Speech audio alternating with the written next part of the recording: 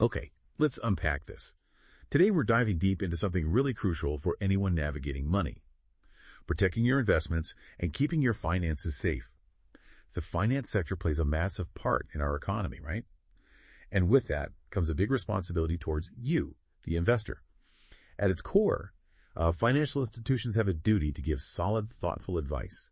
And as customers, you have a fundamental right to receive it. This isn't just some nice suggestion, it's really a bedrock principle, kind of a precondition for the long-term success of both you and the market itself. So our mission today is to cut through the noise and equip you with the knowledge to be a truly well-informed investor, to understand the safety that's designed for you, and maybe more importantly, to recognize the potential pitfalls before they become problems. Yeah, and what's fascinating here is how that responsibility isn't just about individual transactions you might make. It's about the very essence of the financial system. Its primary function really is to provide sustainable financial services, and that goal inherently links their success directly to providing excellent customer service and advice. It has to. The challenge, though, as our sources highlight, is that while this duty is clear on paper, the real world can be quite tricky, especially for what they often call naive investors, people just starting out maybe. So what does this all mean for you then? As an individual trying to navigate this complex landscape, it really starts with this powerful two-way street in any financial relationship. See, financial institutions are meant to ensure stable markets and directly support the real economy by providing these, sustainable financial services. And it's a simple yet really profound idea. Customers have the right to get good advice. Employees of financial services firms have the duty to give good advice.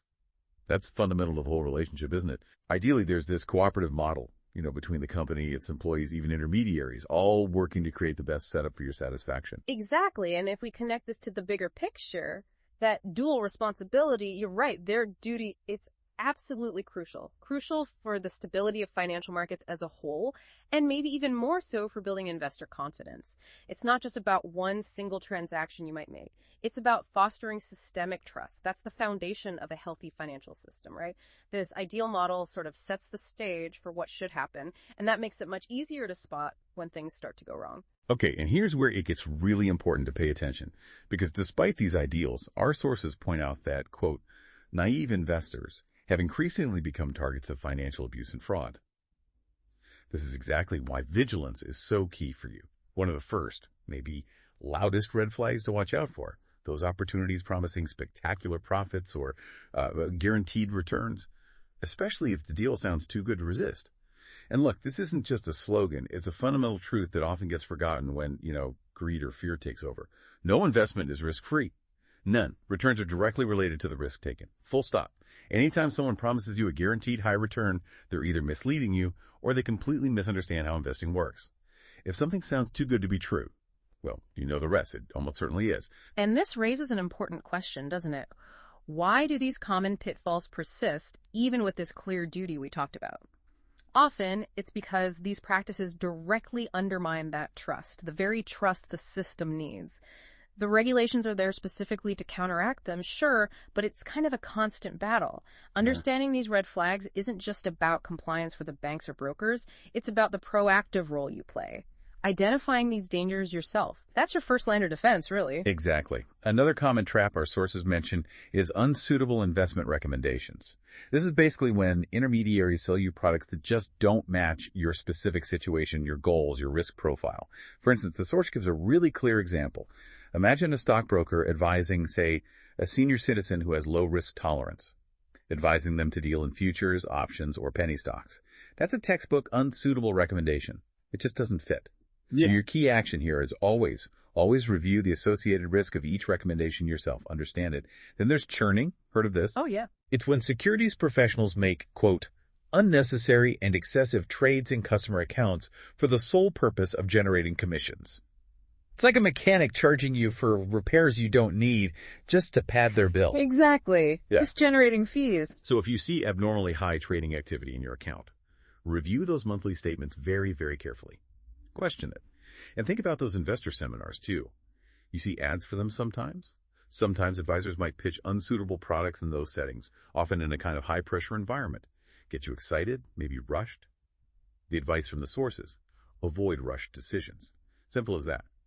Seek objective third-party advice before committing your funds. Take a breath. Walk away. Get a second opinion from someone who isn't selling you something right then. Finally, let's touch on sales agent conduct. There are key don'ts here. Sales agents, quote, must not exploit a person's inexperience, vulnerability, credulity, or loyalties. That's huge. They also must refrain from making false assumptions about potential returns and avoid the use of high-pressure luring tactics. On the do side, they must identify themselves and their company immediately. Respect reasonable call times, generally 9 a.m. to 8 p.m., unless you ask otherwise. And importantly, they have to leave immediately if you ask them to. They should never push past your comfort level. That's right. And if those previous red flags were mostly about what not to fall for, then this next part. Understanding your personal risk profile and the disclosures, that's about building your fundamental self-awareness as an investor. It helps you recognize when a recommendation, however well-intentioned it might seem, simply isn't right for you. Right. Moving beyond just avoiding pitfalls, one of the most fundamental pillars of protection is actually understanding yourself as an investor. Risk in investments. It isn't just about losing your capital, though that's part of it. It's more importantly, quoting again, the chance that the investor may not get the desired return on an investment vehicle. You might not lose money, but you might not make what you expected or needed. This leads straight to that core concept, the risk-return trade-off. Generally, the greater the risk you accept, the greater the potential return needs to be as a reward for taking that risk. Think of it like climbing a higher mountain. Yeah, the view might be amazing, but the fall is much longer if you slip. It's a fundamental balancing act. And why is understanding your risk tolerance so crucial? Because it's deeply personal. There's no single investment model will fit all life cycle approach that actually works. It just doesn't. Your risk tolerance, it's linked to things like your self-worth and your levels of self-esteem, and it significantly impacts your ability to achieve financial independence. It's tied to big life goals. Now, it's often hard for people to describe their attitudes about risk, and it can be hard for advisors to accurately profile you too, but factors like your age, your income, dependence, your job, and importantly, your investment horizon, how long you plan to invest for. Usually a longer horizon allows for more risk. All of these play a part in finding your personal comfort zone. It's about knowing yourself, financially speaking. Exactly. And this brings us to the Risk Disclosure Document, the RDD. You've probably signed one. Its purpose is to highlight the risks, your rights, and your obligations. Brokers are required to make sure you understand it and sign it. Now, let's dive a bit deeper for a second to derivatives, because they are particularly complex and come with significant risks. While traditional stocks, equities, have historically done well over the long term, they can also have negative returns in the short term. That makes derivatives, which are often based on short-term movements, inherently risky. This is especially true because of leverage. Have you heard this term? Yes, it magnifies things. Right. Think of it like a magnifying glass for your investment. You put down a small amount of money, say $100, but you're actually controlling a much larger investment, maybe $1,000 worth. That sounds great if things go up, right? But if they go down, even a little, your original $100 can vanish incredibly quickly. Or worse, you could even owe more money. It cuts both ways very sharply. And another key risk, especially with options, is this idea of a wasting asset. Imagine buying an expensive lottery ticket. If your numbers don't come up by the draw date, the premium you paid is wasted, right? Yeah. It becomes worthless. For options, if the price doesn't move the way you predicted by the expiry date, your initial premium, the money you paid for the option, is just lost, gone. And on the flip side, for option sellers, the risk of loss is potentially unlimited. It could be many, many times the premium they collected initially. It really is a high-stakes game, not for the faint of heart or the unprepared. And this is where a truly, truly eye-opening statistic comes in. It just underscores all of this risk we're talking about. A SEBI study, this is from January 2023, looking at the fiscal year 2021-22, found something staggering. Get this. A whopping 9 out of 10 individual traders in equity futures and options segment incurred net losses. 9 out of 10. Looks stark. Isn't it? Let that sink in. 9 out of 10 lost money. And on average, these loss makers registered a net trading loss of close to 50,000 rupees. Plus, they paid an additional 28% of those losses just in transaction costs, fees, taxes, etc. Even those who did manage to make a profit, they still incurred between 50% to 50% of their profits as transaction costs. So even winning was expensive. Exactly.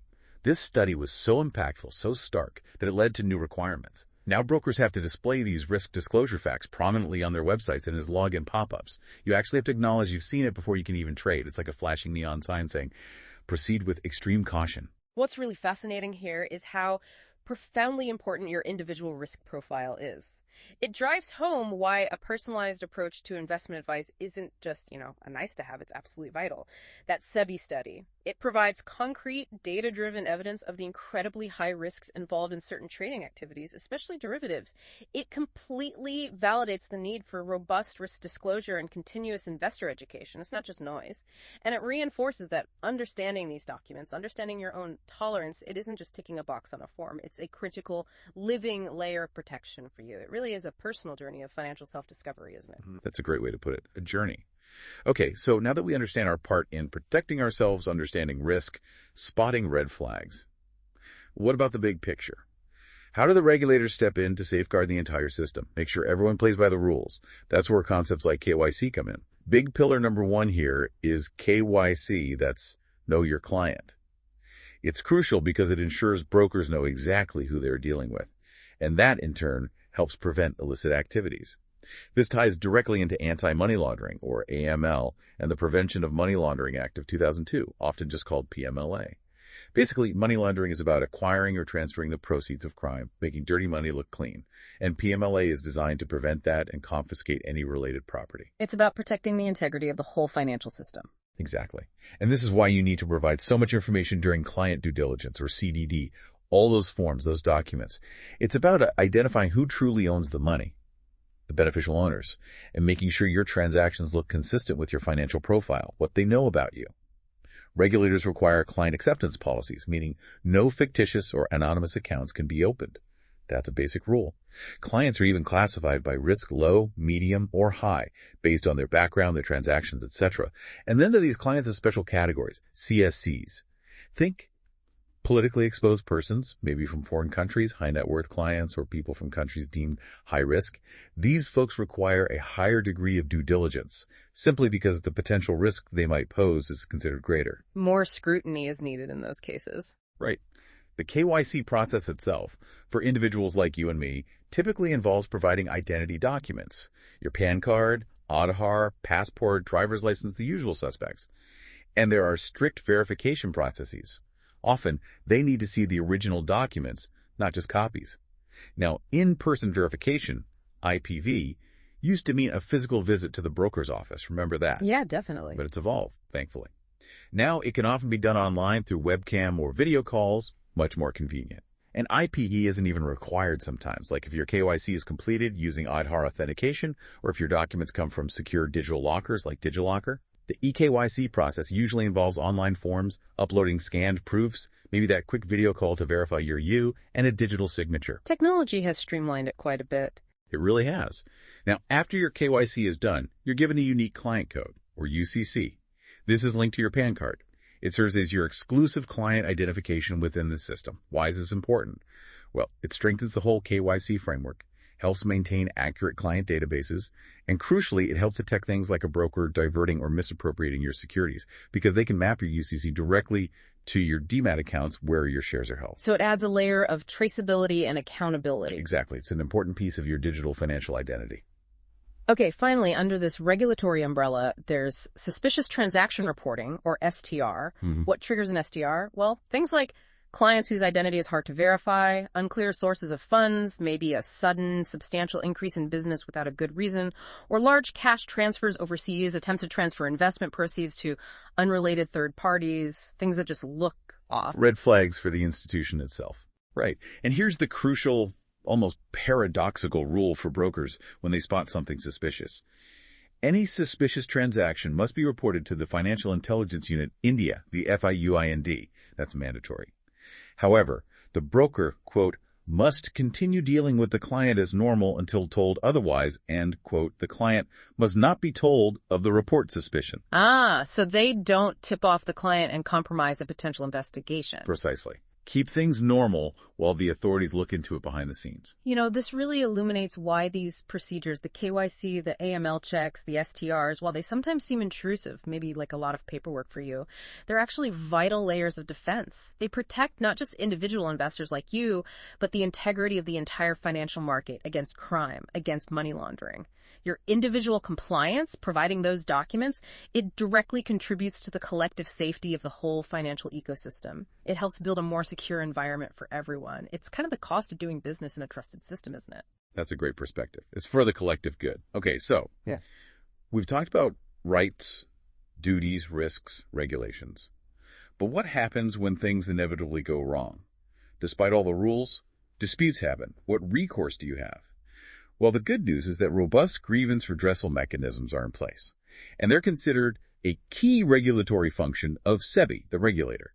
They're designed specifically to give you a clear path to resolve issues when they pop up. And common complaints handled are pretty wide-ranging. Things like not receiving important documents, like your contract notes for trades, or not getting your margin money refunded promptly, finding unauthorized transactions in your account, delays in receiving your funds after selling, even trading errors or technological glitches with the online platforms, basically anything that goes sideways in your dealings. So there's a system designed to handle these common friction points. Yes, exactly. And the escalation path is pretty clear, and it's important you know it. First stop. Always complain directly to the market participant involved, your broker, your mutual fund, whoever. Many issues, probably most, get resolved right there. If that's not satisfactory, though, the next step is to escalate it. Okay. You go to the exchange itself, like the NSE or BSE. They usually have an investor's grievance division. And the third step, which is widely used and quite powerful, is SCORES. Remember that name, SCORES. That's SEBI's web-based centralized grievance redress system. You can file complaints online. You get an instant acknowledgement with a unique registration number so you can track it. And the complaint is forwarded online directly to the entity you're complaining about. They typically have 21 days to resolve it. It's designed for efficiency. So a clear pathway, company, then exchange, then the regulator's online system. Right. But wait, there's an even more transformative step that's relatively new and really changing the game for investor disputes. And that's the online dispute resolution, or ODR, portal, sometimes called SmartADR. This is a significant advancement. It leverages digital solutions for incredibly efficient dispute resolution. Much faster, much easier. Its real power comes from being centralized and digital. It drastically reduces physical paperwork, mountains of it sometimes, and allows everyone involved to engage remotely. No travel needed. What kinds of issues does ODR address? Well, it covers a broad spectrum. From service-related complaints, delays in account statements, tech glitches, to more serious trade disputes like wrongful trades or settlement problems, even issues related to fees, product misrepresentation, maybe misleading info is given, or compliance violations by the firm. So it covers a really wide range of potential problems. It does. And the ODR process itself follows a clear, structured path. First, you initiate a dispute through the ODR portal, but this is generally after you've tried complaining directly and maybe used SCORES. ODR is often the step after that. Your complaint is then referred to an ODR institution by a market infrastructure institution, like an exchange. Next comes conciliation. A sole independent conciliator steps in and aims for an amicable resolution, usually within 21 days. It's all about finding common ground, mediating. If conciliation fails, if you can't agree, the matter escalates automatically to arbitration. Arbitration results in a binding decision. It's like a legal ruling from an arbitrator, but typically much faster than going to court. Finally, there's enforcement. Payment or whatever action is required by the decision has to happen within 15 days of the arbitral award. And this is all monitored by the market infrastructure institutions to ensure compliance. It's a true end-to-end digital pipeline to justice for investors. Connecting this to the bigger picture, the ODR portal really represents a significant leap forward, doesn't it? It dramatically enhances transparency, speed, and just the accessibility of justice for investors like you. It transforms what was previously maybe a fragmented, sometimes slower process into something far more efficient and user-friendly. Knowing about and knowing how to use these mechanisms, SCORES, ODR, that really is the final crucial layer of protection in your financial safety net. It ensures that even when things do go wrong, you have a clear, modern path forward to seek resolution. Absolutely, a path forward. And that brings us neatly to your investor checklist, the practical do's and don'ts for smarter, safer investing. These really distill all this complex information we've discussed, the risks, the rights, the regulations, into simple, actionable advice for your day-to-day financial life. So based on everything we've covered, here are some key takeaways, the DOs. First, do always deal with SEBI or stock exchange registered intermediaries. Check their registration. Legitimacy is your first filter. Don't deal with just anyone. Second, DO makes sure you truly read and understand the risk disclosure document before you sign anything. Remember that eye-opening SEBI study on F&O losses we mentioned? 9 out of 10. 9 out of 10. That RDD isn't just paperwork, it's a critical warning label for your money. Take it seriously. Do insist on proper contract notes for every single trade you make and verify their genuineness. Check the details match. And crucially, DO settle all your dues, payments to your broker, only through normal banking channels, online transfers, checks. Absolutely never pay in cash. That leaves no proper trail. Exactly. And finally, DO act promptly if something feels off. Don't wait. Don't delay approaching the concerned authorities if you have a dispute. File that complaint. Okay, now for the key. Don't accept. Just as important. Don't ever deal with unregistered brokers or intermediaries. Just don't. That's asking for trouble. Don't execute any documents, account opening forms, RDDs, anything without fully understanding what you're signing. Ask questions until you get it. Don't feel pressured. Don't make investment decisions based on rumors or hot tips you hear. Those are almost always designed to benefit someone else, not you. Usually the person spreading the tip. Right. And maybe most importantly, don't get swayed by promises of high guaranteed returns. Because as we've established, there are NO guaranteed returns in the stock market. Period. If it sounds too good to be true, walk away. It is. You know, what's fascinating here is how these seemingly simple do's and don'ts actually distill years of complex regulatory frameworks, market experiences, and frankly, hard-won lessons into practical, everyday wisdom for investors. Just consistently adhering to these basic principles significantly reduces your personal risk. It truly enhances the overall safety and your confidence on your financial journey. It's really about building good, solid habits over time. Well said. And there you have it, our deep dive into navigating your financial safety net. We've journeyed from the fundamental responsibilities the financial sector owes you to understanding your own personal risk profile, identifying those crucial red flags, grasping the protective power behind things like KYC and AML, and finally understanding the essential mechanisms like scores and ODR for grievance redressal when things do go awry. Our mission really was to cut through the jargon and the noise, give you those aha moments so you feel genuinely equipped and confident in your financial dealings. And remember, knowledge is always most valuable when it's actually understood and applied, isn't it? Critical thinking is just essential in this world that's saturated with information, especially financial information. So maybe here's a provocative thought for you, the listener, to consider as we wrap up. Considering how rapidly financial products and market dynamics are evolving, new apps, new derivatives, AI trading, you name it, how might your proactive engagement, your own commitment to risk assessment and continuous learning, how might that become the most significant safeguard in your long-term financial journey, perhaps even more powerful than any single regulation? That's a great question to ponder. How much rests on our own shoulders? We certainly hope this deep dive helps you navigate your financial world with greater clarity and confidence.